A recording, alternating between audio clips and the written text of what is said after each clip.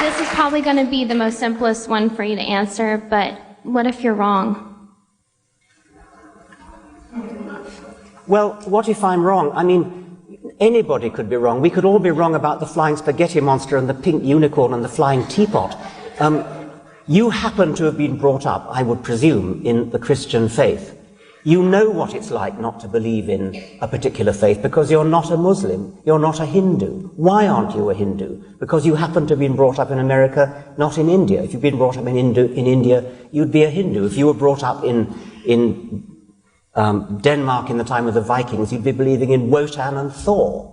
If you were brought up in classical Greece, you'd be believing in Zeus. If you were brought up in Central Africa, you'd be believing in the great Juju up the mountain. There's no particular reason to pick on the Judeo-Christian God in which, by the sheerest accident, you happen to have been brought up, and ask me the question, what if I'm wrong? What if you're wrong about the great Juju at the bottom of the sea?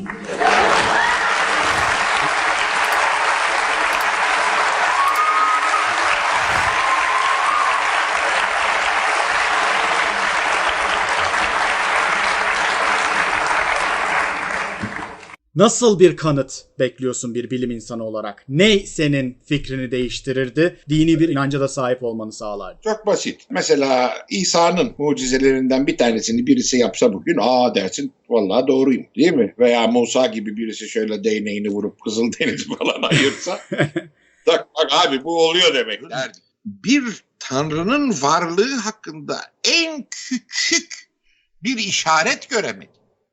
Yok böyle bir şey. Ve söylenilen yani din adına söylenilenlerin hepsinin bir açıklaması olduğunu veyahut bunların alenen yalan olduğunu görüyorsun. Yani bunları gördükten sonra hala ben inanıyorum falan. İşte bazıları diyorlar ki işte efendim ben dine inanmıyorum ama bir güç var. Ben nereden biliyorsun? Şimdi söyle bana. Yani işte bu fuzzy logic yani. Saçma. Ama kainatın sonsuzluğu kendi içinde tutarlı, kainatın yaratılmış olması kendi içinde tutarsız. Kim yarattı? Hadi cevap verdin diyelim. İyi, o yaratanı kim yarattı? Onu kim yarattı? Yani şimdi mesela bizim dindarlara soruyorsun hangi dinden olursa olsun. Diyorsun ya kardeşim niye bir tanrı ama diyor bir sebep olması lazım. İyi güzel peki onu kim yarattı? Ama diyor onun sebebi yok. Evet. Ulan bu ne çıkan yani? Sebebi yoksa iyi onu aradan çıkartalım kainatın da sebebi yok deyip rahatlayalım abi. Sonsuz güzel de, sonsuz büyük de, sonsuz güçlü de hiçbir işe yaramıyor. Dolayısıyla arkadaşım bilmediğimiz o kadar çok şey var ki bunları gelip de yok işte sonsuz güçlü, sonsuz bilmem ne kendini avutmak için istiyorsan. Bunların tamamen evrimsel psikolojinin bir ürünü olduğunu düşünüyorsun o durumda. Evet tabii kesinlikle. Kesinlikle. Ya başka hiçbir izahı yok. Kendi kendini kandırma ve bir açıklama Evet, aynen yalan. Kendi kendini kandırma. Aksi takdirde yaşayamazsın ya. Hele düşün, ilkel insanı düşün. Geçirir kaçırır herif ya. Yavuz Altun, İstanbul Üniversitesi İlahiyat Fakültesi öğrencisiyim. Sayın Şengör'e sorum olacak. Sayın Şengör konuşmasında bir soruya cevap verirken şöyle dedi. Bu evrim halen devam ediyor. 8.000 yıl sonra insanın nereye varacağını bilemeyiz. Ne şekilde döneceğini bilemeyiz. Bu 8.000 yıl önceyi de bir hipotez olarak 8 milyon yıl öncesini de kanıtlayamayız. Ne olduğunu tam olarak bilemeyiz. Atamız kimdir falan gibisinden. Şöyle bir örnekte bulundu. 8 milyon yıl öncesinde Karadeniz 140 metre aşağıdaydı. Hayır efendim 8.000 yıl önceydi o. Ama sen milyonlarla binleri karıştırıyorsun. O daha iyi, o daha iyi. 8.000 8 bin yıl önce Karadeniz 140 metre aşağıdaydı. Şu an 140 metre o seviyeye göre daha yukarıda. Yani bence o kadar uzağa gitmeye gerek yok. Şurada 2 ay öncesine kadar barajlarımız, İstanbul'da yaşıyoruz. İstanbul çevresinde büyük bir su sıkıntımız vardı. Barajlarımız %10'un altındaydı. 2 ayda Cenab-ı Allah sizin gibi böyle yanlış düşünen insanların olmasına rağmen gene bize lütfetti de suyunu ikram etti. %90'ın üzerine çıktık 2 ayda. Demek ki Cenab-ı Allah istediği zaman Ankara sıkıntı yok. Ankara dolu herhalde. Ankara'da bir şey yok. Maalesef. Yani bunun Allah'la alakası yok arkadaşım. Şöyle bir mantıki çıkarımımı söyleyeyim. Şöyle bir çıkarımda bulunup bitireceğim. Şöyle bir mantık yürütürsek eğer bizim dediğimiz doğruysa ki bizim dediğimiz doğru. Bizim Ya o zaman tartışmaya lüzum yok. öbür tarafı da söyleyeceğim bir saniye. Bizim bir kaybımız yok. Lakin sizin dediğiniz doğruysa veya sizin dediğiniz yanlışsa sizin Sen bunu sorunuz kim maalesef. söyledi? Sen kim söylediydi bunu biliyorsun? Hazreti değil mi? Ali söyledi bunu. Pascal. Bu Pascal gibi Hazreti Ali söyledi diyorum. Daha önce yaşayan. Gazali. Hazreti Ali'den, Hazreti Ali'nin bir sözüdür bu. Hazreti Ali'den naklen Gazali. Pascal Gazali'den alıyor yani. Öyle mi? Öyle tabii. Helal olsun. Öyle tabii. Bak. Ondan O daha zaman, önce yani bak ben yeni bir şey öğrendim. Teşekkür ederim. ondan daha önce Fakat de Hazreti ben- Ali Efendimiz var. Bak arkadaşım. Buna- Ben eğer bir Allah varsa ona karşı namusluyum. Ben Allah'ı aldatamam. Öyle gözükmüyorsunuz burada. Ben menfaatim için inanmam. Ben hocam Kimse ne öyle dedi? inanmıyor. Hocam ne dedi? Eşhedü dedi. Ha sen demek ki öyle yapmıyorsun. Kimse menfaat için inanmıyor zaten. Aa, Gerçek bir olduğu için dakika. inanıyoruz biz. Bir dakika sen ne diyorsun? Ama diyorsun inanmazsan yanarsın. Ben razıyım. Yeter ki doğruyu bileyim. Well, anytime someone describes their understanding of God, typically it involves some statement of benevolence. And I look out to the universe, yes, it is filled with mysteries, but it's also filled with all manner of things that would just as soon have you dead.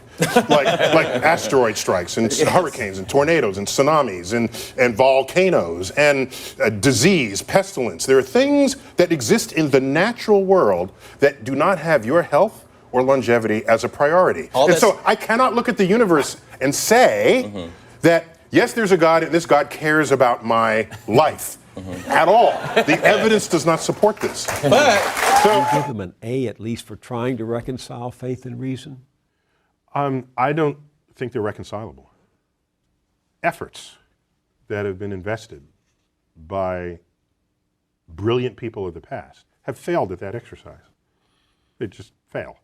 And so the track record is so poor that going forward I have essentially zero confidence, near zero confidence that there will be fruitful things to emerge from the effort to reconcile them. So, for example, if you knew nothing about science and you read, say, the Bible, the Old Testament, which in Genesis is an account of nature. That's what that is. And I said to you, give me your description of the natural world based only on this. You would say the world was created in 6 days and that stars are just little points of light, much lesser than the sun. And in fact, they can fall out of the sky, right? Because that's what happens during Revelation. One of the signs that the second coming is that the stars will fall out of the sky and land on earth. To even write that means you don't know what those things are. You have no concept of what the actual universe is. So everybody who tried to make proclamations about the physical universe based on Bible passages got the wrong answer. So what happened was when science discovers things and you want to stay religious or you want to continue to believe that the Bible is unerring, what you would do is you would say, well, let me go back to the Bible and reinterpret it. Then you'd say things like, oh, they didn't really mean that literally, they meant that figuratively. So this whole sort of reinterpretation of how figurative the poetic passages of the Bible are came after science showed that this is not how things unfolded. And so the educated religious people are perfectly fine with that. It's the fundamentalists who want to say that the Bible is the literal truth of God and want to see the Bible as a science textbook who are knocking on the science doors of the schools trying to put that content in the science. Enlightened religious people are not behaving that way. They're saying, yes, science is cool, we're good with that, and use the Bible to get your spiritual enlightenment and your emotional fulfillment. But do you have any sympathy for people who seem to only feel safe in the vastness of the universe you describe in your show if they can infer? I don't care what you think. I just don't. Go think whatever you want. Go ahead. Think that there's one God, 2 gods, 10 gods, or no gods. The problem arises is if you have a religious philosophy that is not based in objective realities that you then want to put in the science classroom.